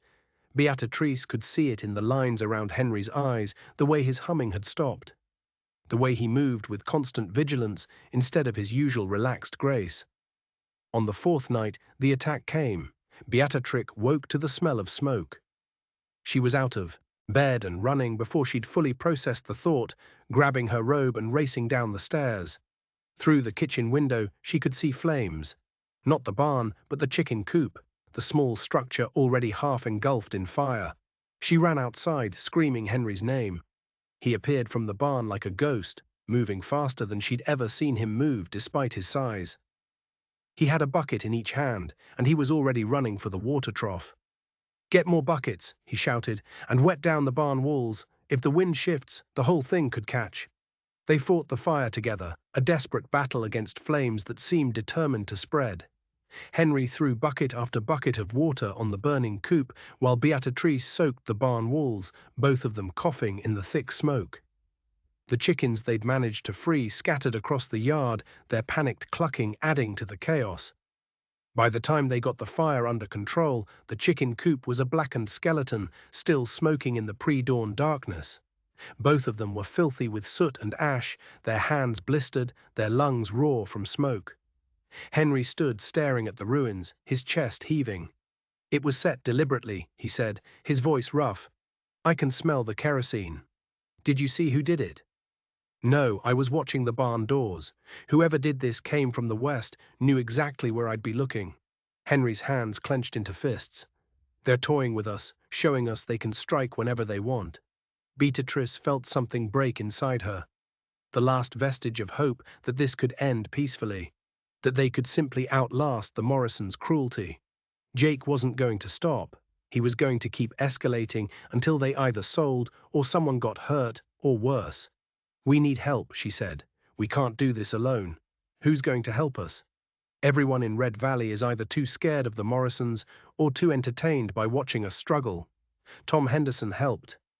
"One old man is a start," Beatrice interrupted, throwing his own words back at him.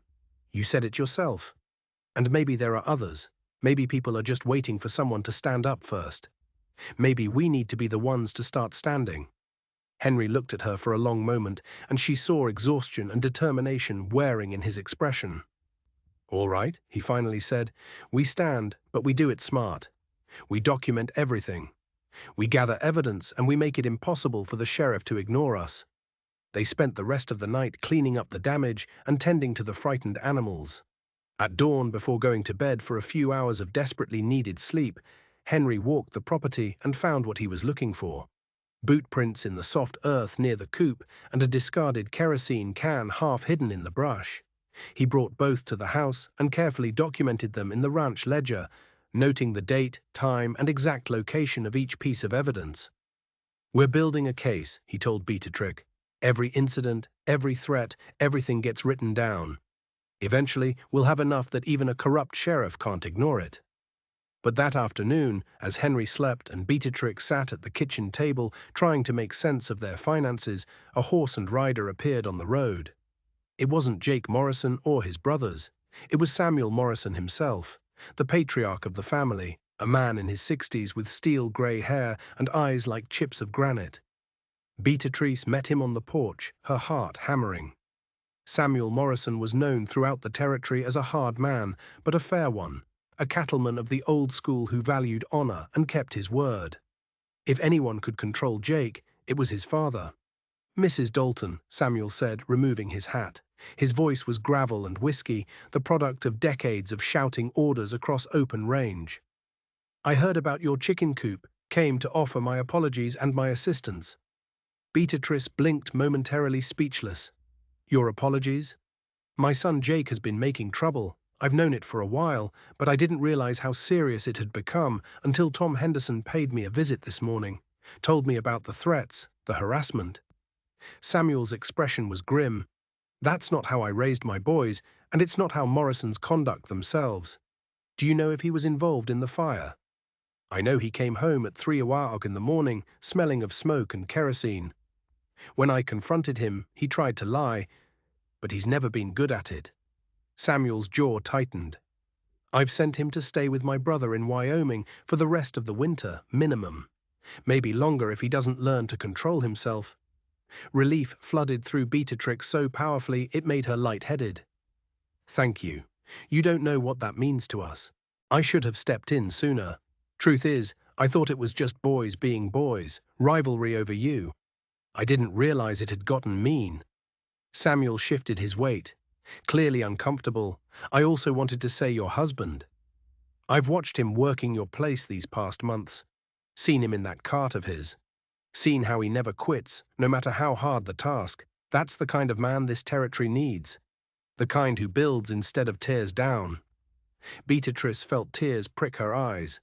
Most people don't see it that way. Most people are fools. Samuel's smile was brief but genuine. "My offer to buy your land still stands if you ever want to sell, but it's a fair offer, Mrs. Dalton. No threats, no harassment. And in the meantime, if you need anything, supplies, assistance, another set of hands during sieving season, you let me know. The Morrisons owe you a debt, and we pay our debts. He rode away, leaving Beatrix standing on the porch in a state of shock. When Henry woke an hour later and she told him what had happened, he was equally stunned. Samuel Morrison apologized and sent Jake away. Well, Henry sat down heavily at the kitchen table, processing this information. Well, I didn't see that coming. Neither did I. Beatrix found herself laughing, slightly hysterical with relief. We're not fighting the Morrisons anymore. We might actually have their support. Don't go that far, Henry cautioned, but he was smiling. But at least we're not fighting. That's more than I hoped for. The rest of the winter passed in relative peace. Without Jake Morrison's constant harassment, the ranch work became merely difficult instead of impossible. Samuel Morrison, true to his word, sent over 2 of his hands to help with sieving season, and the gesture was noted by others in the community. Slowly, almost imperceptibly, attitudes began to shift. At church, families stopped avoiding them. At Henderson's store, Martha started offering them the same prices she charged everyone else. Cowboys who'd once laughed at Henry's cart now nodded respectfully when they passed him on the road. It wasn't acceptance exactly, but it was something close to tolerance, and after months of open hostility, tolerance felt like victory. March brought the first hints of spring, and with it a sense of possibility. The ranch had survived the winter. They had survived. Beatrice stood on the porch one evening, watching Henry work on a new chicken coop to replace the one that had burned, and felt something fierce and protective bloom in her chest. "You know I love you, right?" she called out to him. Henry looked up from his hammering surprise and joy wearing on his face. "Say that again." "I love you." The words came easier the second time, feeling true and right. "I should have said it sooner, but I'm saying it now. I love you, Henry Dalton. Not because you're my husband or because you saved the ranch, but because you're patient and kind and stronger than anyone I've ever known. And I'm grateful every day that you answered my advertisement." Henry set down his hammer and walked to the porch, climbed the steps, and pulled her into his arms. "I love you too," he murmured into her hair. "God, Beatrice, I love you so much. It scares me sometimes." Good scared or bad scared? Good scared. The kind that makes you want to be better, do better, build something that lasts. He pulled back to look at her, his eyes bright. "We're going to make it. You know, this ranch, this life. We're going to make it work." "I know, does he?" And she did know, with a certainty that had nothing to do with logic or practicality, and everything to do with the man standing before her, solid and sure. One step at a time, right?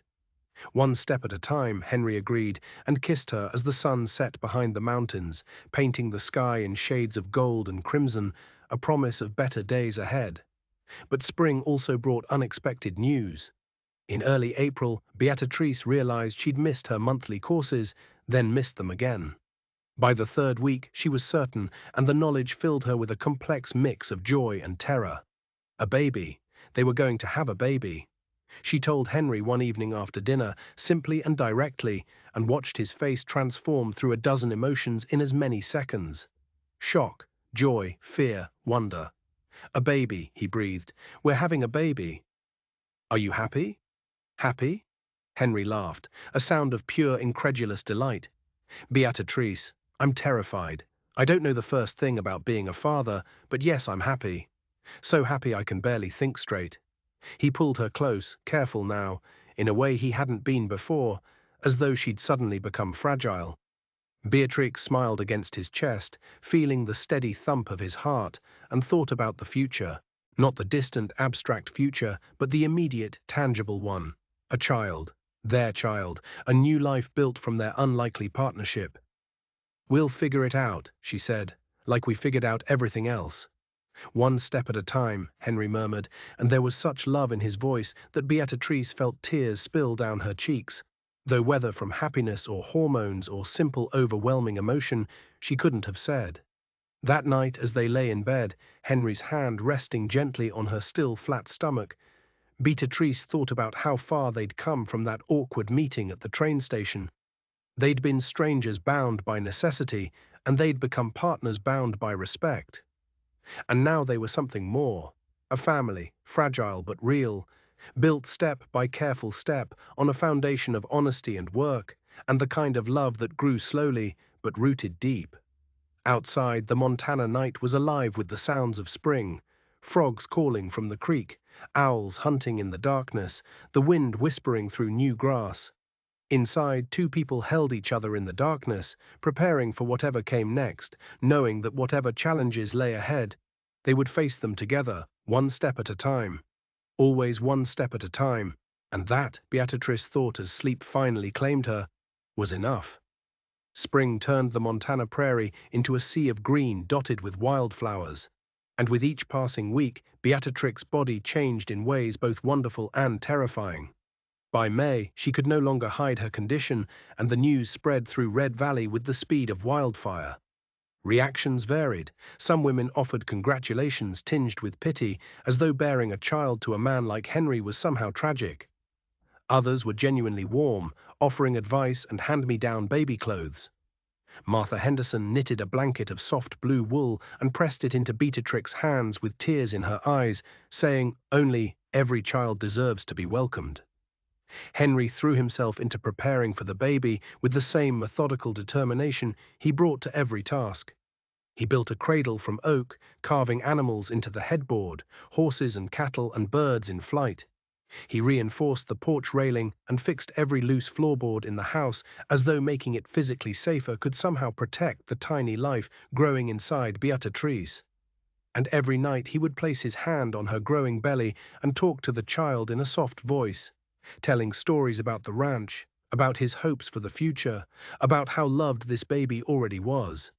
"You're going to be a wonderful father," Beatrice told him one evening as they sat on the porch watching the sunset. "I'm going to try," Henry said. "That's all I can promise, to try my best, and hope it's enough. It will be enough. You're enough, Henry. You've always been enough." But as summer approached, bringing with it the suffocating heat that made Beatrix's pregnancy even more uncomfortable, news arrived that shattered their peaceful preparations. Tom Henderson rode out to the ranch one morning in early June, his face grave. "Got word from Wyoming," he said without preamble. "Jake Morrison's coming back. Samuel tried to keep him there, but the boy's 24 years old and his own man, can't be held against his will." Beatrix felt her stomach drop. When weak, maybe two. Samuel sent word as a warning. Says he'll try to keep Jake under control, but Tom shrugged helplessly. "Just thought you should know." After Tom left, Beatrice found Henry in the barn, told him the news. She watched the light fade from his eyes, saw his shoulders sag under the weight of renewed threat. "He won't have changed," Henry said quietly. "Men like Jake don't change. They just get better at hiding what they are. Maybe Samuel will keep him in line. Maybe." But Henry didn't sound convinced. "We should prepare anyway, just in case." Preparation in this case meant vigilance. Henry began sleeping in the barn again, keeping watch through the long summer nights. Beatrice hated it, hated the separation, hated the constant fear, hated that Jake Morrison's hatred could reach across hundreds of miles and poison their happiness. But she understood necessity, and she didn't argue. Jake returned to Red Valley on a Tuesday in mid-June, and by Wednesday, everyone knew he was back. Cowboys who'd been friendly to the Daltons suddenly found reasons to avoid conversation. The atmosphere in town shifted, becoming tense and watchful, as though the whole community was holding its breath, waiting for something terrible to happen. But days passed, then a week, and Jake made no move. Beatrix saw him once from a distance outside the saloon and was struck by how much thinner he looked. Wyoming hadn't been kind to him. His face was gaunt, his eyes hollow, and there was something feral about him now, something that made the hair on the back of her neck stand up. "He's watching us," Henry said one morning at breakfast. "I've seen him riding the property line. Never comes close enough to confront, just watches. That's almost worse than if he'd just attack. It's deliberate. He's trying to make us nervous, make us make mistakes." Henry pushed his eggs around his plate, his appetite clearly gone. "Problem is, it's working." The waiting was exhausting, grinding them down by degrees. Beatrice, now 7 months pregnant, found it increasingly difficult to work, and Henry was stretched thin, trying to manage the ranch alone while also keeping watch. They were both running on too little sleep and too much fear, and it was beginning to show. The break came on a sweltering afternoon in late June. Beatrice was in the kitchen, preserving vegetables, when she heard Sally whinnying in distress from the barn. Henry was out checking the north fence, wouldn't be back for another hour. She grabbed a kitchen knife, the only weapon readily available, and hurried outside as fast as her pregnant body would allow. Jake Morrison stood in the barn doorway, and he'd set fire to a pile of hay just inside. The flames were small still, but growing, smoke already filling the structure. Sally and the 2 draft horses were screaming in their stalls, trapped by the burning hay that blocked their escape route. "Jake," Beatrix's voice came out as a croak, "what are you doing?" He turned to face her, and she saw immediately that something was wrong with him. His eyes were too bright, his movements jerky and uncoordinated. Drunk, she thought at first, but then realized it was worse than that.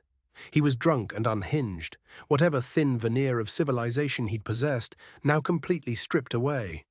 "Making things right," he said, his words slurred. "Your fat husband took everything from me. My pride, my father's respect, even got me sent away like a child. Time to pay the debt. The horses haven't done anything to you. Let them out." "Let them out?" Jake laughed, a sound like breaking glass. "They'll die just like everything else you love. The barn, the animals," and then his eyes traveled to her swollen belly. "That abomination you're carrying should thank me. Really doing the world a favor, making sure there's no more freaks like Dalton running around." Terror flooded through Beatrice, sharp and clarifying. She'd been afraid before, but this was different. This was a man threatening her unborn child, and something primal rose up in her, something fierce and utterly unafraid. "Get away from my barn," she said, her voice still. "For what? You going to stop me? You're as helpless as those horses."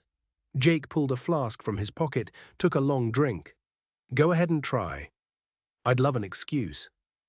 But Beatrice wasn't looking at Jake anymore. She was looking past him at the massive figure that had appeared silently behind him. Henry must have seen the smoke, must have run the entire distance from the north fence, because he was breathing hard, his face flushed with exertion and his eyes blazing with an anger Beatrice had never seen before. "Jake," Henry said, his voice low and dangerous.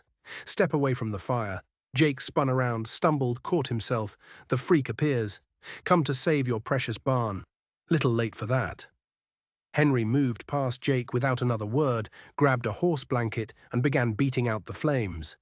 The fire was still small enough to contain the hay not yet fully caught. Jake watched for a moment, then kicked at the burning pile, trying to spread it.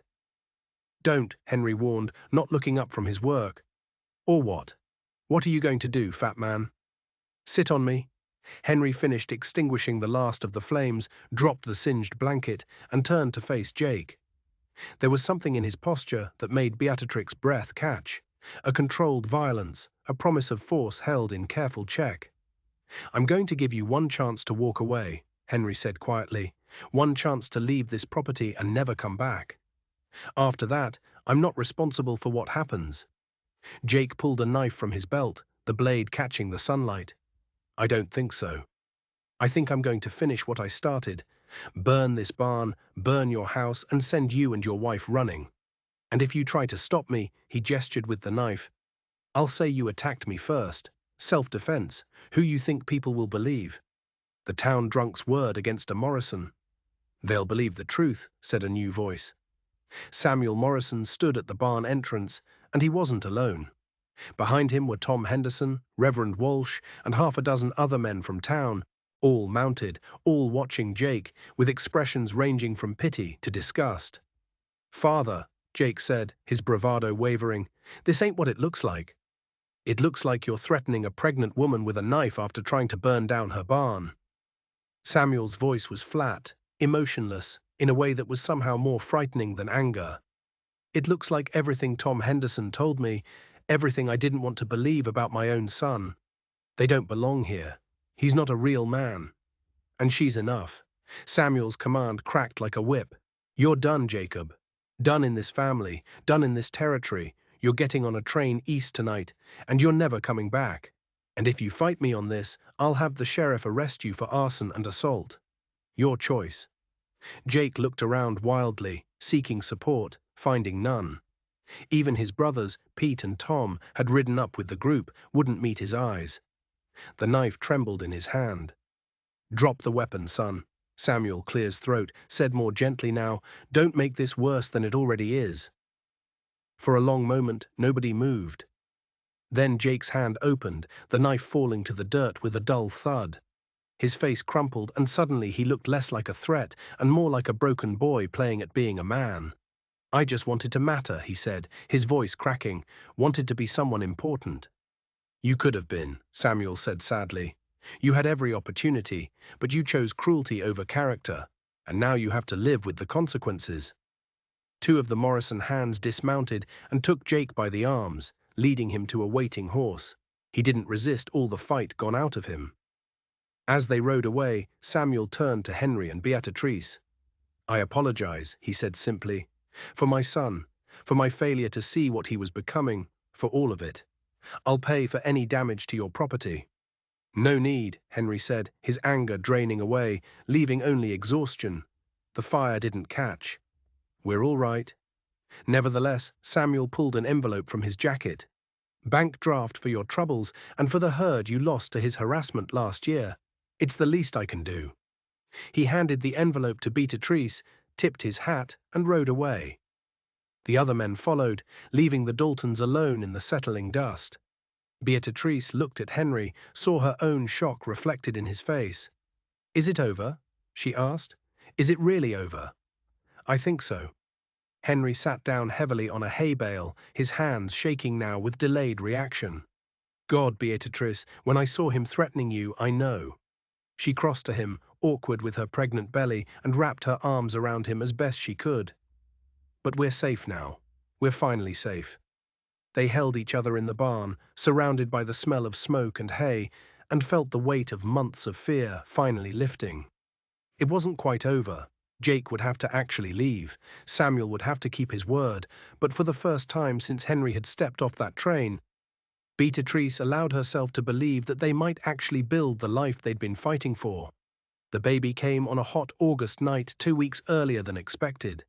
Beatrix's water broke while she was making dinner, and the pain hit so hard and fast that she couldn't even call out. Henry, working on paperwork at the kitchen table, looked up and knew immediately. "I'll get the midwife," he said, already moving toward the door. "There's no time." Beatrice gasped. "Henry, there's no time. The baby's coming now." She saw panic flash across his face, quickly suppressed. All right, we can do this. Tell me what you need."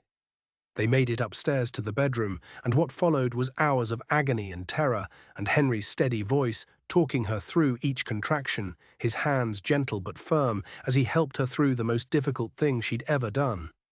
He'd never delivered a baby before, had only the vaguest idea of what was supposed to happen, but he stayed calm because Beatrice needed him to be calm.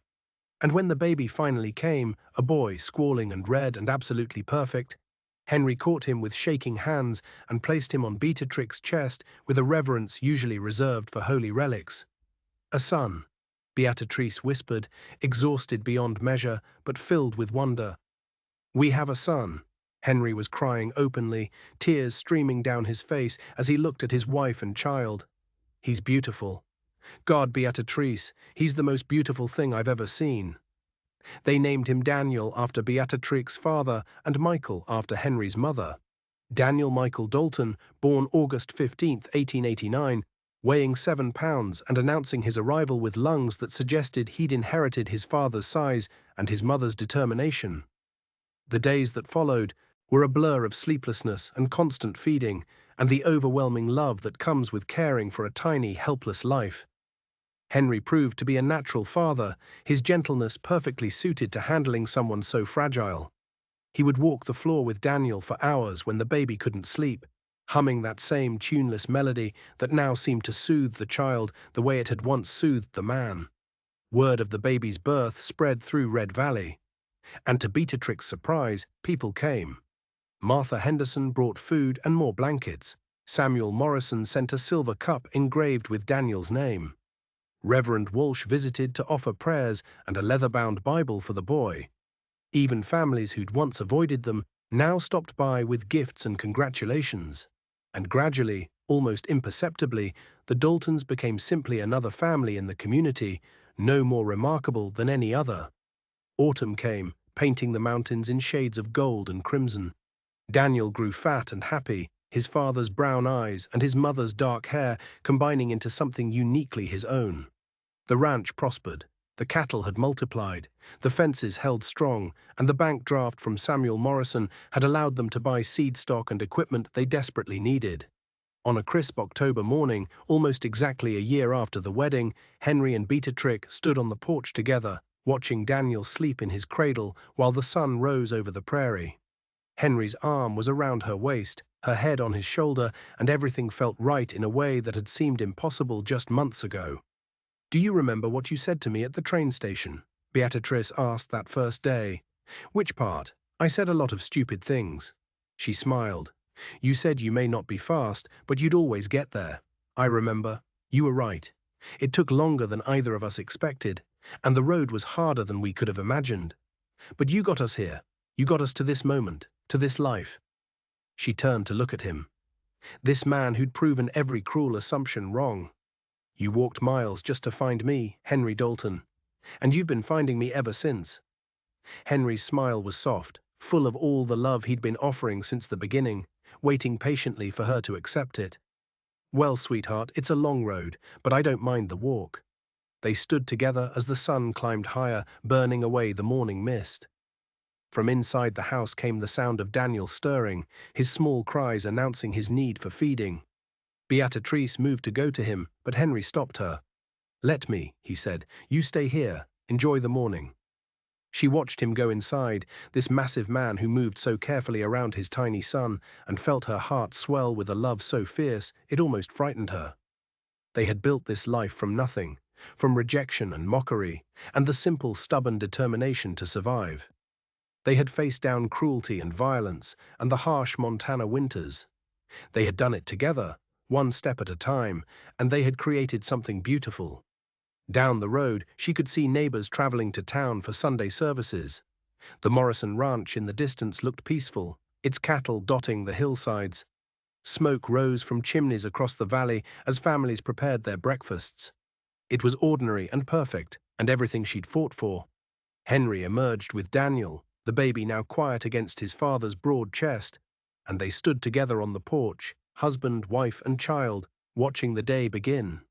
Henry started humming again, that tuneless melody that had become as familiar as breathing, and Daniel's eyes drifted closed, soothed by his father's voice and the safety of his arms. "I love you," Beatrice said softly, "both of you more than I ever thought possible." "We love you too," Henry replied. "Every single day, we love you too."